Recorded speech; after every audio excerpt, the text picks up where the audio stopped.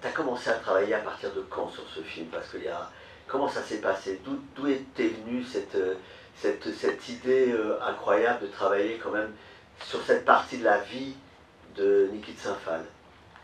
Alors d'abord, j'ai vu une interview d'elle qui était incroyable. Elle en 65 fait face à un mec qui est lui aussi en 65, mais elle est vraiment de notre époque, quoi. Elle lui répond depuis aujourd'hui presque. Et lui, il est vraiment dans les années 60, donc il ne comprend rien à ce qu'elle fait. Et donc elle dit oui, bah, bon, donc vous faites en quelque sorte un travail de votre petite ménagère, vous trempez des linges dans un seau, vous étendez vos linges. Elle dit oui, si vous voulez, sauf qu'au lieu de venir avec un pot-au-feu, j'ai avec une œuvre poétique. Et donc elle essaye de lui expliquer ce qu'elle fait, et lui il comprend vraiment pas. Il dit oui, c'est pas très féminin. Elle dit ah bon, parce que les femmes c'est des bouquets de fleurs. Donc mais non, moi je fais pour moi ce qui est féminin c'est les accouchements. Donc bon bref, enfin, ils se comprennent pas quoi. Et elle est tellement en avance sur son temps qu'elle est sidérante, elle est d'une immense modernité. Elle a un bleu de travail dégueulasse, avec un carré sublime peigné et des yeux faits de biche. On ne comprend pas qui elle est, tu vois, elle est vraiment pas de son époque. Elle est vraiment d'aujourd'hui. Et quand j'ai commencé à regarder sa vie, bah oui, j'ai vu en effet à quel point les résonances étaient fortes avec aujourd'hui, à quel point les choses qu'elle avait pu vivre trouvaient aujourd'hui des explications d'une certaine façon. Des résonances. Ouais. Mais aujourd'hui, par exemple, on sait ce que c'est que l'amnésie traumatique. À l'époque, on ne savait pas. Aujourd'hui, on sait beaucoup plus de choses sur, par exemple, le trauma qui suit l'inceste. On sait que ce qu'elle vit, c'est la normalité au regard de ce qu'elle a vécu. Et à l'époque, même quand elle dit qu'elle a été incestée, quand elle le révèle dans celui qui s'appelle Mon Secret, quand elle a 64 ans, ça fait fuir tout le monde en fait. L'inceste, c'est vraiment un truc dégueulasse que personne ne veut regarder. C'est en quelle année ça qu'elle a... Ça, elle a 64 ans, elle est née en 1930, donc c'est en 94. Ah oui, donc c'est quand même très récent quoi. Oui. Ouais, très récent. Et ça met une espèce d'ombre sur son œuvre. Ça rejette les gens, ça repousse. Et au fond, quand la famille sait que moi je vais faire le film, il y a une terreur, une angoisse, même eux ils véhiculent cette idée que parler de l'inceste, c'est pas possible avec Niki parce qu'en fait tout le monde réduit tout à l'inceste et que c'est pas... Mais c'est une deuxième façon de re-silencier cette chose dégueulasse qu'est l'inceste, mais qu'il faut quand même regarder quoi maintenant. Parce que ça existe en fait. Et le regarder avec des yeux nouveaux, avec nos yeux à nous. Et c'est vrai que toi, à partir de là, c'est ce qui t'intéressait le plus, c'est ça.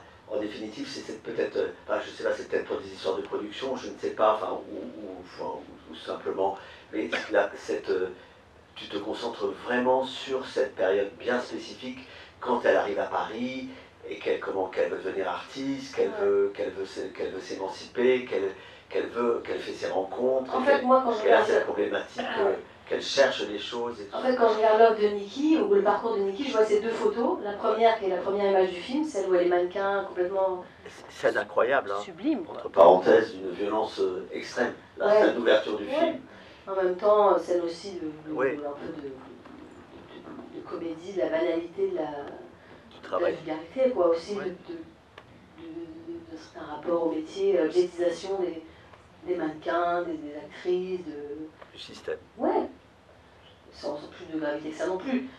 Cette première image de femme bijou complètement folle, d'une beauté folle, mais vraiment une image, une femme réduite à l'état d'image. Et cette dernière image de Niki qui est là, qui s'est coupé les cheveux n'importe comment, qui a l'air de rien et qui tire avec son fusil, entre ces deux images, il y a vraisemblablement une transformation dingue. Et la question c'était quel genre de personne, quel genre de héros peut se transformer à ce point-là, c'est-à-dire peut sortir de sa condition qui est une jeune femme aristocrate, issue d'une très bonne famille franco-américaine, cependant en amnésie de sa propre histoire.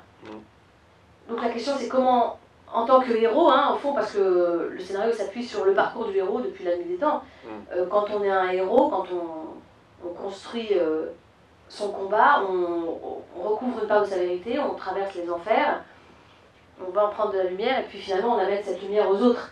Ça c'est ce qu'elle fait elle. Elle devient elle. et en allant au fond de son enfer, en fait. Hein.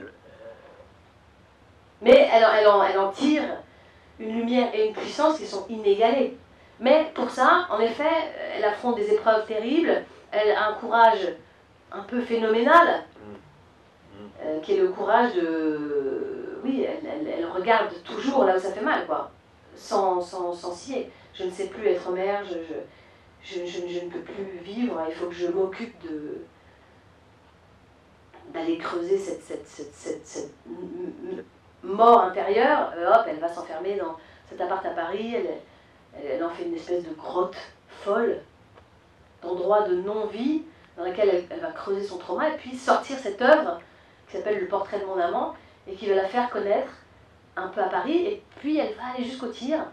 Et cette œuvre-là, les tirs, elle va la faire connaître internationalement. Mais au fond, elle fait la même chose depuis le début, c'est-à-dire, elle fait ça, elle fait un geste de mort, elle fait un geste de meurtre d'elle-même. Grande violence. Et au lieu de se tuer elle-même, elle se donne naissance. Nikki, son frère s'est tué, sa sœur s'est tuée. Ah ouais. Voilà. Donc en fait, il y a une chose avec ça, avec se donner vie.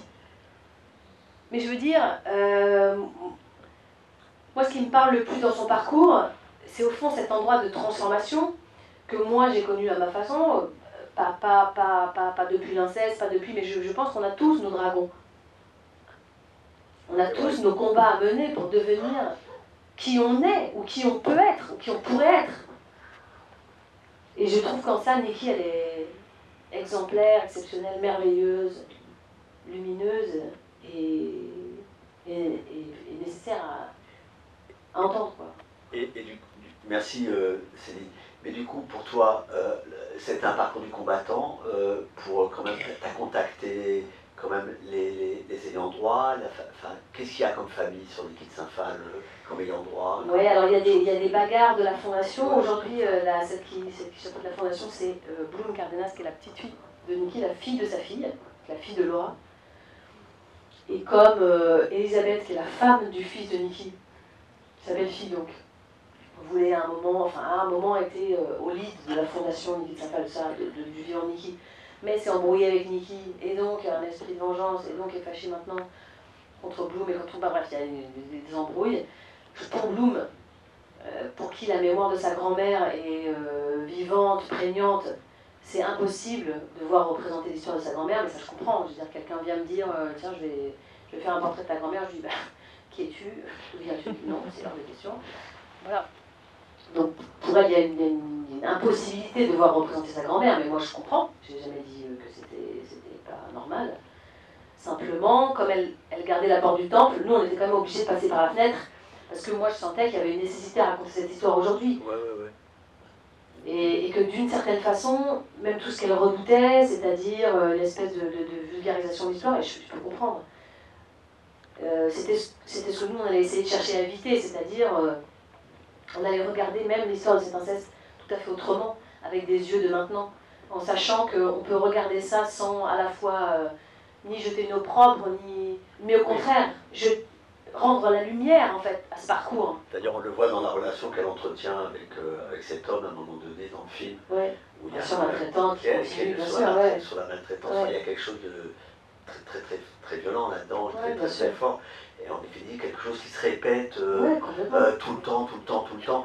Mais moi, ce qui m'a aussi beaucoup intéressé dans ce film, c'est qu'il y a tu synthétises, il y a une économie, il y a quelque chose de très fort, parce que enfin bon, on s'en fout de ce qu'on n'aime pas. Moi, j'aime pas trop les biopics. En général, il faut vraiment que ce soit, c'est très rare.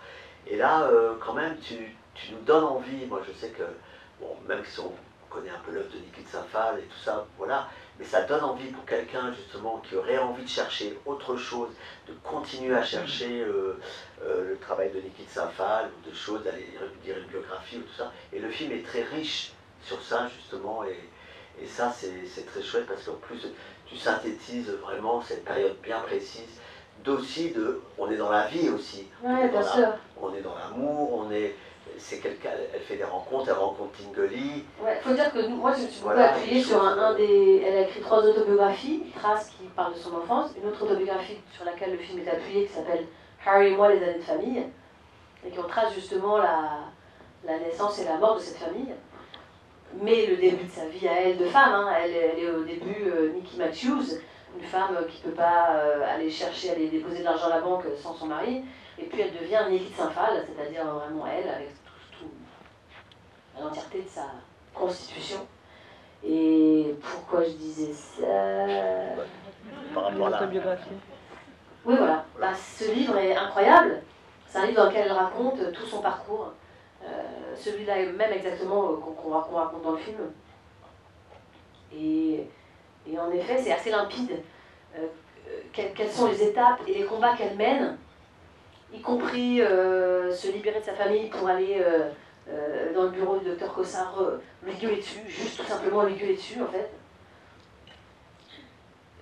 Tout ça, ce sont des étapes de libération. En fait, le sujet du film, c'est comment on se libère, comment on devient soi, comment on se débarrasse. C'est le sujet, nous entrave. c'est le sujet du Ouais. Comment on se métamorphose en fait. Mais c'est aussi moi une chose qui m'a obsédée dans ma propre vie, puisque en effet, quand on est dans une impasse dans sa vie, on se rend bien compte que si on ne travaille pas là, bah, ça recommence en fait. Moi, le père de ma fille, c'était vraiment une impasse. Enfin, c'est pas lui qui dit une impasse, mais bref, vous voyez ce que je veux dire. Bon. Et du coup, en fait, je savais bien que si je changeais pas moi, ça allait continuer. D'ailleurs, ça marchait bien, hein. Je tombais sur d'autres types qui étaient vraiment pas les mêmes, mais pas très loin en plus, c'était pas non plus. Voilà, bon. Donc en fait, je voyais bien que en fait, si tu travailles pas sur toi, tu es dans une impasse sans fin. Sans fin. Enfin, il y a des gens qui viennent avec plus ou moins de problèmes que d'autres, mais en tout cas, bon, toujours est-il que c'est une chance d'avoir de très gros problèmes, parce qu'en fait, quand on a de gros problèmes très visibles, on ne peut pas échapper à, ok, alors vraiment, il faut que je reforme cette constitution, puisqu'en fait, tous les fondements sont pourris, tout est de la merde, en fait. Et moi, j'étais vraiment, visiblement, il n'y avait pas de trauma. Mais bon, en fait, en vrai, à un moment, je veux bien constater que c'était la cata, quoi. Clairement, la cata, ma vie intime, c'est pas possible. Ça, c'est super intéressant. Et puis c'est comme ça qu'on est actrice, qu'on est cinéaste aussi, et qu'on a envie de traiter un sujet aussi profond que la... Bon, en tout cas, oui, des résonances... Voilà, des résonances. Ouais. Bonsoir, bravo, merci pour ce film. J'ai été bluffé par la performance de Charlotte Lebon, et donc je voulais vous expliquer un petit Moi aussi, comment elle est impressionnante, ouais. comment vous êtes arrivé à elle, comment vous avez travaillé, et voilà, tout ce cheminement. Ouais, en fait, moi, quand j'ai vu la vidéo, c'était une évidence, c'est-à-dire qu'elle ressemble tellement à Charlotte que c'est vraiment très troublant. Donc j'ai pensé, il faut faire un film sur Nikki de Saint-Phal avec Charlotte Lebon, ça allait avec. Et donc après, j'ai trouvé des producteurs qui étaient d'accord avec moi sur le fait que c'était une évidence. Ça c'est déjà très aidant. Et ensuite, ça s'est fait comme ça. Moi je pense que c'était fait pour elle. Moi je pense qu'elle était faite pour jouer Nikki. Que en elle, oui, je sais pas, il y a une chose qui est liée avec Nikki, quoi, et que donc sa présence au monde était faite pour me rappeler la présence de Nikki, quoi. C'était... Donc en fait, en vrai, il y aurait dû y avoir plein de films de Nikki. Suzanne Jarandon voulait faire un film, plein de producteurs américains, ça, quand j'ai parlé à Bloom, moi, elle m'a dit, mais tout le monde voulait faire un film. Je dis, bah oui, je ne m'étonne pas. Mais en vrai, personne, comme elle avait dit non, moi elle me dit, ça va être la guerre, ça va être horrible. J'ai dit, bon, bah, c'est pas grave. On va le faire quand même, tu vois. Parce qu'elle savait très bien que, comme tout est public, elle ne pouvait pas tout à fait tout interdire. Enfin, elle ne pouvait même rien interdire. Et donc, en vrai, Charlotte, c'était une évidence. Et moi, ce que je sais comme comédienne, c'est comment ne pas entraver les acteurs, c'est-à-dire qu'est-ce qui peut gêner un acteur. Donc ça, en général, j'enlevais sur le plateau, enfin, je m'arrangeais pour que ce soit simple pour les acteurs. Et après, moi, j'ai fait comme vous, je l'ai regardé jouer, quoi. J'étais sidérée, émerveillée, bluffée, conquise, renversée. Elle est aussi cinéaste. Hein. Ouais. Elle a fait un très... Ouais. Et c'est une cinéaste extraordinaire, merveilleuse. Une autre question peut-être? Ah, voilà, là. Je me demandais d'où venait votre choix de montrer aucune œuvre, que ce soit de ses œuvres à elle ou des autres artistes. En fait, ça commence assez vite quand Bloom dit vous n'aurez le droit de montrer aucune œuvre. Point. Ok, d'accord. Et donc évidemment, c'est là où tous les autres se sont arrêtés. Et là, moi, je me suis dit, non, alors c'est pas grave, qu'est-ce que ça peut faire? Parce qu'en fait, moi, ce qui m'intéresse, c'était pas tellement de voir les œuvres, mais c'était elle l'œuvre. C'était le chemin qu'elle faisait à l'intérieur d'elle-même pour se transformer. Donc j'ai dit assez vite, ben, on s'en fout, on fera le film du point de vue de l'œuvre, du point de vue des œuvres. On va la regarder faire. Les producteurs n'ont pas paniqué. Bon, on n'a pas eu le CNC parce qu'ils me regardaient avec des grands yeux et ils m'ont dit elle est folle, ça ne marchera pas. Et en fait, ça va, non? Qu'est-ce que vous en pensez? Ça va. C'est-à-dire que est-ce qu'on préfère ne pas voir les œuvres ou ne pas voir le film? Et ça donne un... On préfère ne pas voir les œuvres, c'est pas si grave. Ça donne une identité au film vraiment hyper puissante, en définitive. Oui, voilà, ça, de la contrainte naît la liberté. Exactement. Mais ouais, voilà. Oui, et aussi, ouais, voilà, en fait, et aussi dès que la famille savent qu'on part, ils ont des paniques et tout ça. Et en fait, en effet, si tu te mets à montrer les œuvres, il faut que tu fasses des faux, par exemple. Ou même éthiquement, c'est nul. Tu vas se mettre à faire des faux de Nikita Safal pour pouvoir les montrer à l'écran. Donc en fait, tout est pourri. Donc en fait, il vaut mieux pas le faire. Je voulais savoir comment s'est fait le casting, comment vous les avez choisis, leurs réactions. Voilà, un petit peu plus sur vos collègues acteurs, en fait. Ouais, ben, merci beaucoup. Mes camarades acteurs, c'est vrai que j'ai une grande affection pour Damien Bonnard et Judith Chemla, par exemple, que je connais depuis longtemps. On s'est croisés plein de fois. On est de la même famille d'une certaine façon, donc c'était aussi des évidences pour les rôles qui entouraient Charlotte. John Robinson qui joue Harry, je ne sais pas si vous l'avez reconnu, mais c'est le petit garçon de Elephant de Gus Van Sant, c'est le petit blond. Ah ouais. Ouais. Ah, c'est incroyable ça. Ouais. Et c'est ma directrice de casting, Elodie Demet, qui m'a proposé une liste de Harry à un moment où je voulais un mec, et en fait ce mec ne me répondait jamais, il n'aurait jamais répondu. Et j'ai regardé la bande démo, je ne sais pas si vous savez ce que c'est une bande démo, c'est une espèce d'extrait de tous un acteur met des petits bouts de film à lui, et ça fait une bande démo pour qu'il vende son travail et tout ça, il y a des petites scènes marquantes et tout ça. Sa bande démo à lui, c'est carrément un délire. Parce qu'il y a Elephant de Gus Van Sant, il y a Transformers 3, et il y a un autre film avec Liam Neeson, carrément le mec, sa bande démo, c'est mieux que toute ma carrière. Donc c'est sidérant, et en fait, oui, c'est un Américain de Los Angeles, de Hollywood, qui est venu vivre en Dordogne, parce qu'il n'y avait plus de la mentalité. Et donc, qui est là, j'allais dire, c'est un zadiste, non. Mais vraiment, on est vraiment pas loin, quoi. C'est un type qui vit dans les champs, mais c'est un acteur génial, quoi. Et j'étais trop heureuse d'avoir avec nous. C'est trop de chance. Pas reconnu, mais c'est super. Et il vit en France, il vit dans c'est ça. D'autres questions peut-être Vous pouvez le croiser sur les marchés, dans les vins du fromage de chèvre. John, si tu nous entends.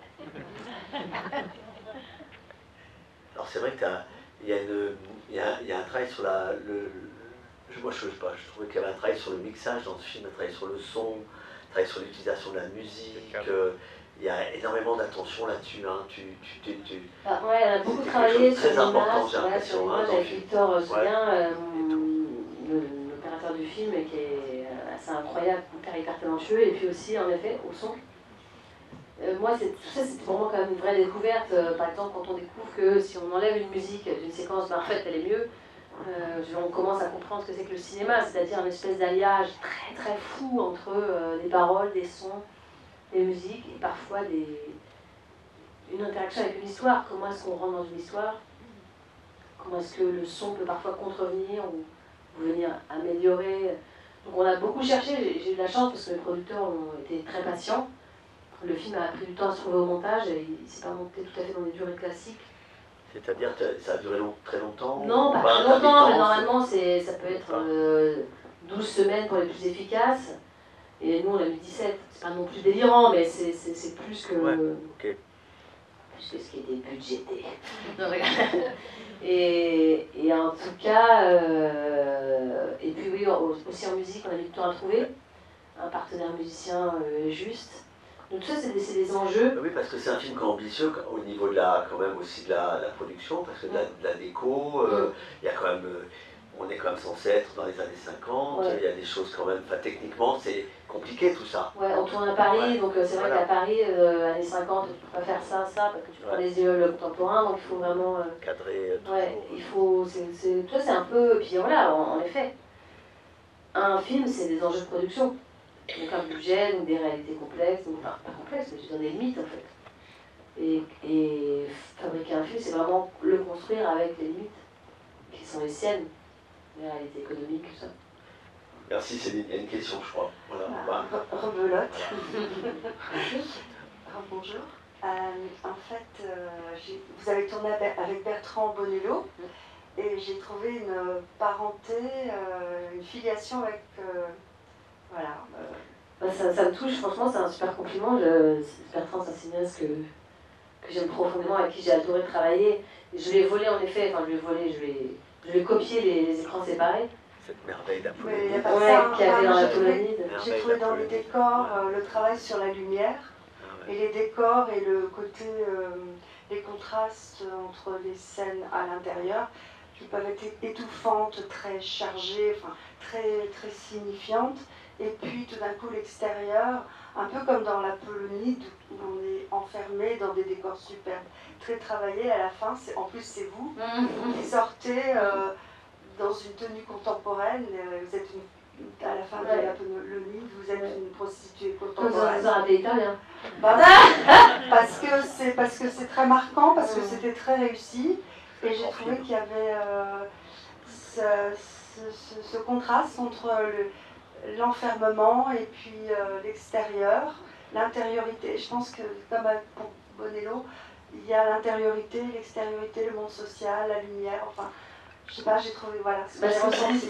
Franchement, ce que vous dites est merveilleux. Nous, on a fait que travailler sur comment traduire l'enfermement et la libération. Donc effectivement, l'Apollonide, c'est vraiment un film sur l'enfermement et la quête de liberté.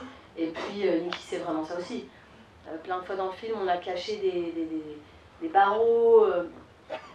Elle et son père, ils étaient beaucoup dans la symbolique de l'oiseau. L'idée aussi, c'était de produire des images qui nous parlent du travail de Niki ou qui nous racontent métaphoriquement l'œuvre de Niki, sans être lourd, et puis en même temps en étant toujours des hommages, quoi.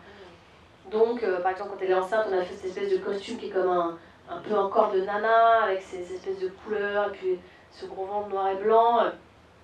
Il y a l'oiseau tout le temps, elle est tout le temps un peu l'oiseau, elle a des serre-têtes de plumes, elle est dans des cages, donc on a métaphorisé un peu, nous on s'est amusé à transposer cette question de la liberté et à le semer dans le film. C'est trop beau quand vous dites des choses comme ça, parce que ça veut dire que ces choses qui sont semées produisent des effets sur l'inconscient au moins, quoi, ou en tout cas son ressenti. Merci beaucoup. Comment vous avez travaillé pour de l'époque? Car pour l'inauguration de Armand, par exemple, ou pour toutes ces séquences où vous restituez totalement l'atmosphère de l'époque, quand on lit Yves Klein, quand il travaillait dans la rue comme ça, il faisait les monochromes, les filles qui se collaient sur les toiles, et vraiment on a l'impression d'être dans l'époque. Vous avez vraiment pu approfondir. Oui, on a beaucoup travaillé, franchement tous, on a eu beaucoup de documentation, moi on a lu tout, lu le plus possible.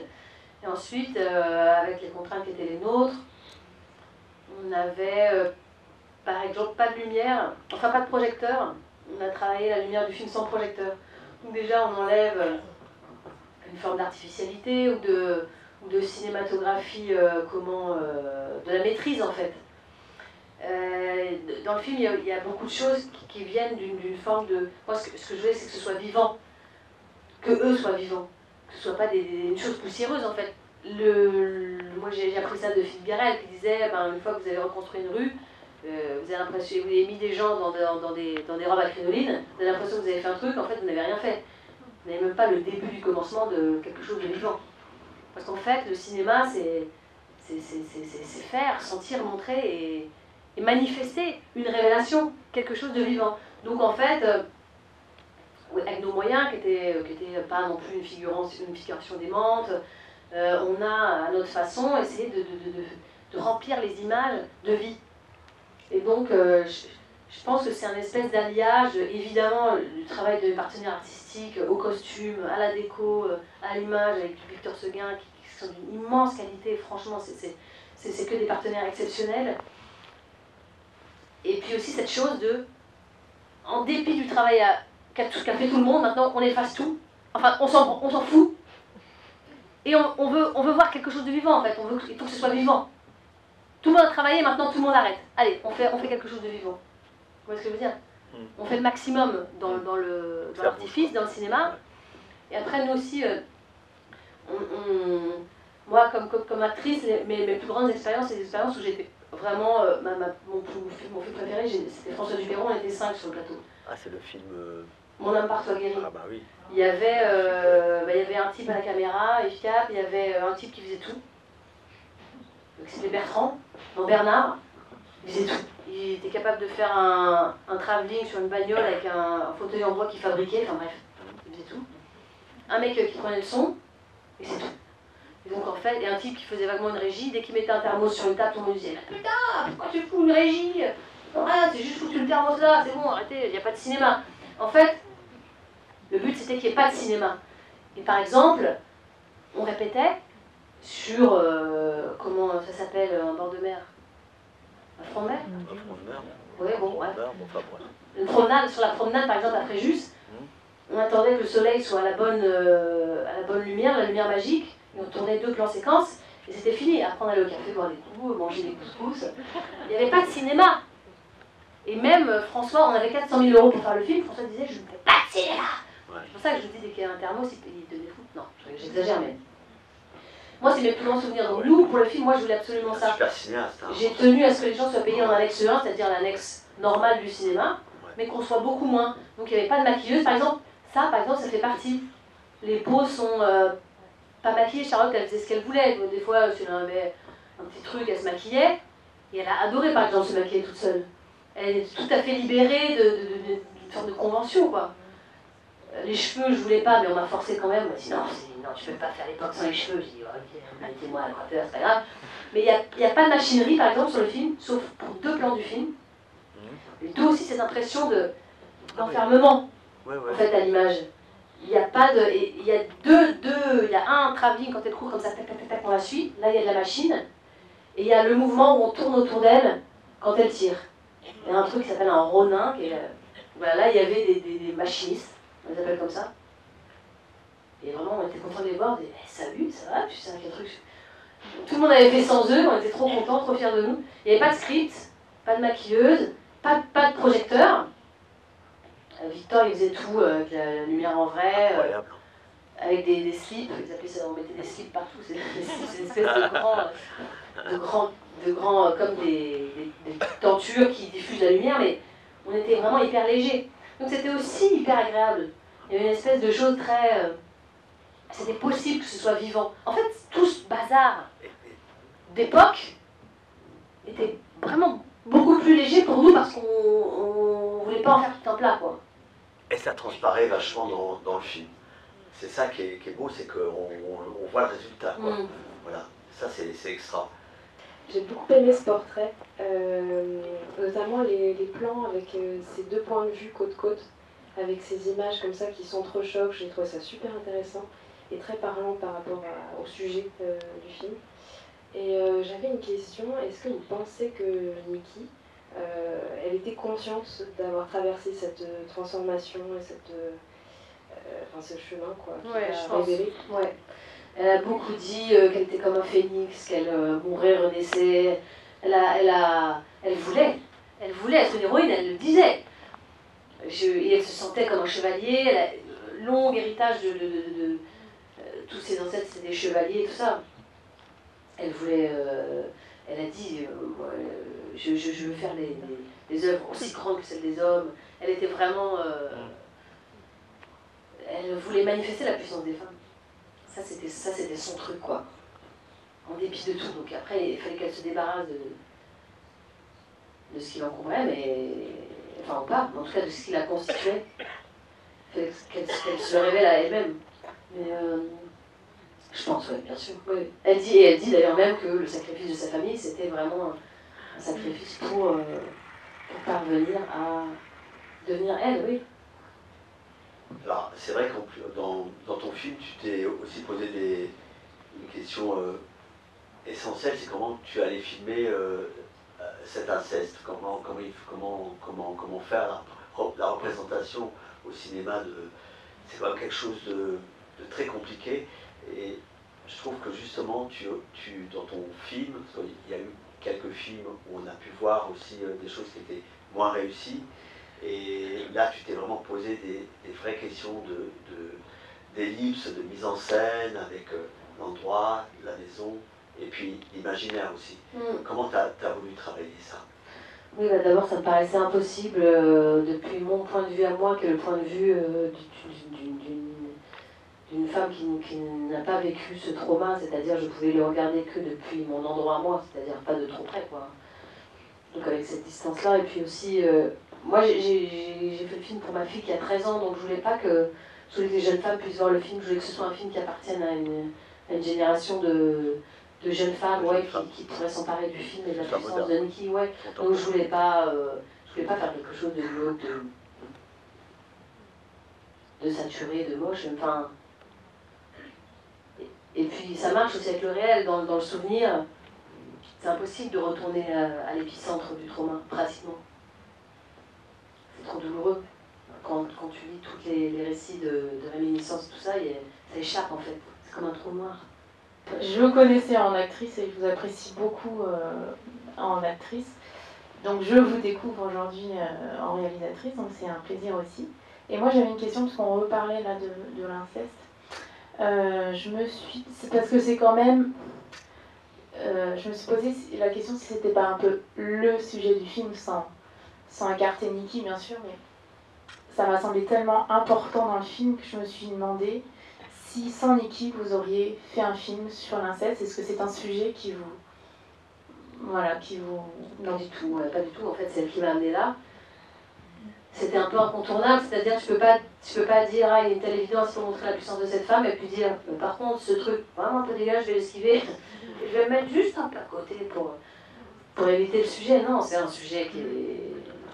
Moi je pense, aussi parce qu'avoir travaillé sur le film m'a ouvert le cœur vraiment, parce que quand tu sais pas ce que c'est que l'inceste, tu vas à la rencontre de ça, de cette nuit. Donc j'ai beaucoup entendu, écouté, j'ai beaucoup lu, il y a des gens qui commencent à étudier, Muriel Salmona, Dorothée Ducy, je veux dire, Charlotte Pudlowski avec son podcast. Vraiment, aujourd'hui, les paroles s'ouvrent, je veux dire, le livre de Nechino, Triste Tigre, on est, si on veut, si on peut, si on a la capacité, on peut aller regarder, essayer de s'approcher de ce gouffre qu'est l'inceste. Et en effet, moi, je me suis approchée très près parce que je voulais voir, en fait. Et ça m'a un peu ouvert le cœur. Donc aujourd'hui, par exemple, je suis en train de préparer un documentaire sur les mères désenfantées qui dénoncent des faits d'inceste dits par leurs enfants et qui sont incriminés. Ça, par exemple, ça c'est un des derniers, c'est un des derniers non, mais c'est parmi les sujets les plus scandaleux aujourd'hui en France. Les femmes sont incriminées parce qu'elles veulent protéger leurs enfants. Et dans une logique systémique et meurtrière, vraiment, parce qu'il y a des femmes qui meurent, des enfants qui meurent. Enfin, je veux dire, c'est un enfant qui dit « j'ai vécu ça ». Niki, elle n'a pas les moyens de le dire, elle le dit d'ailleurs, hein. Elle dit moi je ne peux pas dire, si on m'a foutu une tarte, c'est tout, enfin, elle ne pouvait pas dire. Elle ne pouvait pas dire et être crue. Mais aujourd'hui, les enfants, ça se voit sur les panneaux publicitaires du gouvernement, parler, briser le silence, ceux qui le font en tout cas, hein, c'est pas tous les enfants, mais ceux qui le font, ne sont pas crus tout simplement. Donc c'est devenu pour moi une chose majeure, que je ne peux pas contourner. C'est comme ça. Aujourd'hui, c'est comme si Niki m'avait pris par la main et qu'elle m'avait amené là et qu'elle m'avait dit bon, voilà, c'est bien de prendre les couleurs, c'est bien de prendre la lumière, c'est bien de prendre la force, mais bon, il va falloir prendre l'ombre aussi, quoi. Et la mettre en lumière. Parce qu'il y a encore tellement de travail. Là, tu sais, on avait reçu Christine Angot aussi. Ouais. Tu sais, pour son film. J'ai beaucoup écouté Christine. Ouais, bah oui, elle a œuvré beaucoup. pour nous faire comprendre. Ouais. J'avais une autre question sur la direction d'acteurs, parce que j'étais vraiment scotché par les acteurs et la direction d'acteurs. Comment vous travaillez? Est-ce que vous les préparez beaucoup en amont? Est-ce qu'il y a beaucoup de choses qui se font sur le tournage? Est-ce que tout est très écrit? Il y a une part d'improvisation? Comment vous travaillez avec eux pour avoir ce rendu tellement puissant à l'écran? C'est trop gentil. Maintenant, en vrai, ils sont très forts, juste. Hein. Moi, je vous dis, ce que je sais comme actrice, c'est qu'on ne dirige pas vraiment un acteur, dans le sens où moi, j'avais confiance dans mes camarades. En vrai, un acteur, c'est quand même un outil merveilleux Un acteur, il s'est étonné, normalement. Et donc, si on le laisse faire, si on l'embarrasse pas trop, et si on lui donne beaucoup de liberté et de confiance, comme un animal, j'allais dire. Non, mais c'est vrai, je sais pas, on est des bêtes. Même moi, comme actrice, je sais que c'est comme ça. Quand j'ai un metteur en scène qui me fait hyper confiance, qui n'a pas de doute sur mes capacités, pas l'ombre d'un doute, je suis décuplée. Donc j'avais à la fois cet amour, cet émerveillement et aucun nombre de doutes sur toutes les personnes qui étaient là, et en vrai, elles ont rayonné de toute leur lumière, parce qu'elles sont, je veux dire, ce sont tous des acteurs et des actrices exceptionnels. Moi, j'ai pas fait grand-chose, j'ai pas dirigé, par exemple. Mais laisser vivre, d'une certaine façon, ne pas empêcher la vie d'arriver, c'est déjà pas mal, quoi. Moi, je voudrais demander à Céline, qu'est-ce qui fait qu'à un moment, dans sa vie d'actrice ou d'acteur, on a envie de sauter le pas et de réaliser, de passer à la réalisation? C'est quelque chose que tu avais en toi depuis longtemps? Pas du tout, parce que moi j'étais vraiment dans mon marasme, et donc j'étais actrice. Non mais en vrai, moi j'étais actrice parce que ma mère, j'aimais bien faire tout ce qu'elle voulait, quoi. J'avais bien compris que si je désobéissais, c'était compliqué. Enfin, mon frère, en tout cas, il essayait ça, c'était pas une très bonne méthode. Donc moi j'ai très vite compris qu'il fallait que je sois très sage et que je réalise tous ces désirs inconscients, et donc j'étais très entraînée à ça, mais ça c'est... Allô? Ça s'est vraiment arrêté, c'est le karma. Non, je parle de ça, regarde. Non mais donc du coup j'étais très entraînée, et en fait c'était ça pour moi être actrice, c'est-à-dire réaliser le désir des autres, mais pas que ma mère, mais aussi ce metteur en scène, mais aussi ce texte, mais aussi ce personnage, voilà. Donc j'étais hyper forte. Je savais très bien faire semblant des trucs. Voilà. Et donc, mais quand même, quand c'est comme ça dans la vie, bah, c'est pas très bien, parce qu'au bout d'un moment, tu n'es pas toi. Donc quand j'ai commencé à réaliser que je dépendais du regard des autres, par exemple, quand je tourne avec Téchiné, je finis le film en pleurant en disant « Mais qu'est-ce qu'il va me dire où je dois me mettre ?» Et ça m'alerte un peu. Je m'entends parler et je me dis « Putain, cette phrase. » Comme si j'avais besoin que quelqu'un me dise où je dois me mettre. Et c'était le cas. Et donc, j'ai vécu comme ça encore un petit peu, puis après je me suis dit non, il faut vraiment changer de régime, là, c'est pas mon régime. Et j'ai décidé de devenir moi, donc je me rappelle, avoir soufflé une bougie, j'avais 1 an, bon, là j'avais 34 ans, là j'ai 44 ans, j'ai 10 ans donc. Et en fait sortir, moi j'étais un peu dans les problématiques de dépendance affective et tout, donc voilà, j'avais besoin qu'on me regarde. Et le contraire de la dépendance, c'est l'autonomie.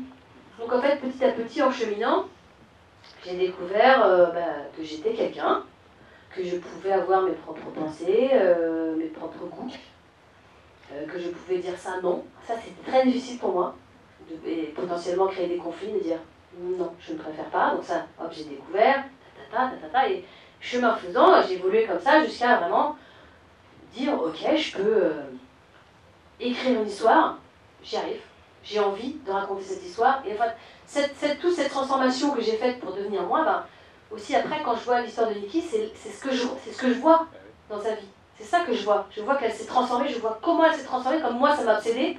J'ai obsédée. Je dis à ma psy, il faut que je change, il faut que je change. Elle me disait, vous ne pouvez pas changer. Je trouvais ça pervers. Je me dis, mais si je peux changer, c'est horrible.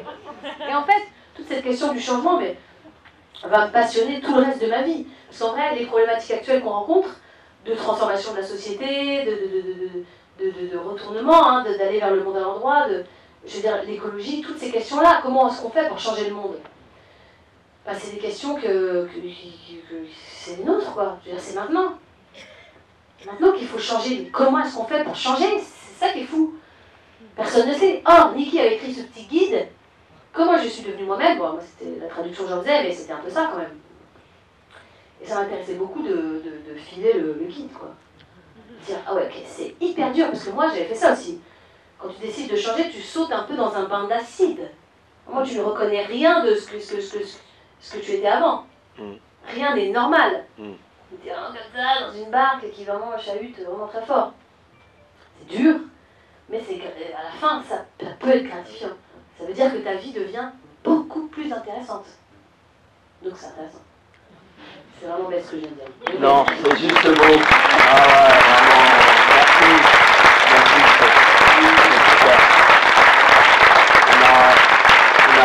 on a vraiment beaucoup de chance. Hein. On a vraiment de la chance parce que tu sais, il y a 2 jours, il y avait Laetitia Doche. Et si je peux me permettre, je trouve qu'il y a toute une génération justement d'actrices là qui font des films et qui sont mais vraiment qui ont un besoin, un désir intrinsèque de faire du cinéma, pas pour faire du cinéma ou pas pour faire un long métrage ou quelque chose, mais qu'il y a vraiment quelque chose qui vient de très loin. Et je trouve que là, on a eu 2 exemples là avec le procès du chien, Laetitia Doche, et toi, il y a quelque chose d'exceptionnel. Moi, j'aime beaucoup l'affiche du film. Ouais. Je trouve qu'elle a, elle a quelque chose cette affiche parce qu'elle te regarde vraiment, voilà. Ouais, trop fort, monsieur. Frontalement, voilà, c'est très très bien. J'ai lu que vous faites partie du comité des 50-50. Et alors, je vais vous demander d'expliquer, vous en savez plus que moi, forcément. Et est-ce que vous vous soutenez entre femmes militantes sur des projets? Est-ce que vous avez été soutenue par des copines réalisatrices ou actrices qui sont dans ce comité? Alors, donc, je veux bien que vous expliquiez au public ce qu'est ce comité et puis ce qu'il vous apporte et si vous voyez émerger d'autres exemples d'actrices ou de réalisatrices comme vous. Merci. Merci de votre question. Eh ben, le collectif 50-50, c'est vrai que j'en fais partie, mais je ne peux pas vous mentir, hein, c'est une organisation qui est géniale, mais j'y vais jamais. Donc, c'est la vérité. Mais elle a le mérite d'exister, on a le mérite d'avoir signé, et elles font un travail génial, enfin eux, ils d'ailleurs, hein, génial pour la parité en fait. Hein. Donc ça c'est vraiment paiement. Nous, on est trop heureux d'avoir ces appuis. Hein. Et en ce qui me concerne, ben, je fais comme Niki, je pense que il faut aussi militer par l'exemple, donc d'une certaine façon que moi je puisse, d'où je viens, c'est-à-dire pas du tout du milieu du cinéma, pas du tout de même quelconque prétention finir par faire un film, c'est un exemple d'une certaine façon. Et aussi c'est un exemple de pourquoi est-ce qu'on fait des films. Je pense qu'en effet les hommes et les femmes sont, en tout cas les hommes, ça les a beaucoup intéressés de diriger, de diriger quoi. L'histoire du cinéma. Ouais, mais je pense que, moi par exemple, je vous dis, c'est un metteur en scène, c'est quelqu'un qui a un rêve, mais le cinéma, c'est une expérience collective, c'est de l'intelligence collective. Le film que vous avez vu, il est riche de tous les cerveaux qui l'ont constitué. Un metteur en scène ne dira pas ça, un homme peut-être. Mais la vérité, c'est que... François Ozon le dit. Ah bon, bah, c'est bien, François. Mais en tout cas, oui, voilà, il y a de plus en plus de femmes qui font des films, et tant mieux, ça va être trop bien. Parce qu'en fait, on a vu plein d'histoires d'hommes. Moi, j'en ai ras-le-bol des films avec des pistolets. Des muscles. C'est vrai, il y en a. Mais c'est quand même des femmes qui les tiennent. Ben, merci Céline. Merci beaucoup. Merci beaucoup. Alors, Romain, merci à toi.